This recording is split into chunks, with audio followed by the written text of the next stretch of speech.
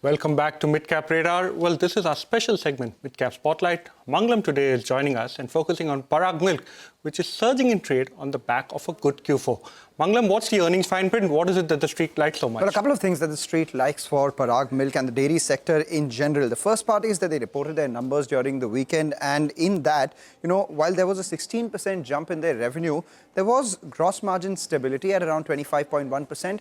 Importantly, the EBITDA surged by 68%, and the EBITDA margins themselves grew by almost 200 basis points from 4.7% to 6.8%, which is a massive jump given the commodity nature of this business.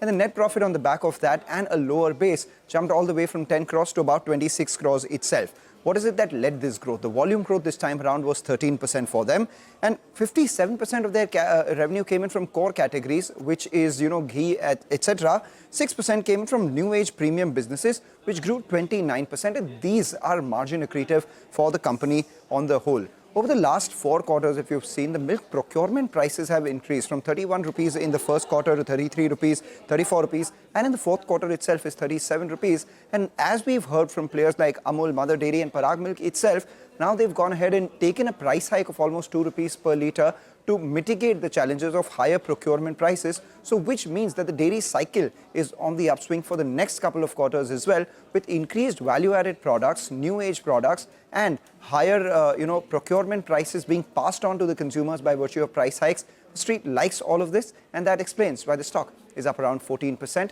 after having taken a beating over the last few months. Now the stock has recovered from lows. Well, thank you so much, Mangalam. Definitely keeping an eye out on Parag Milks. But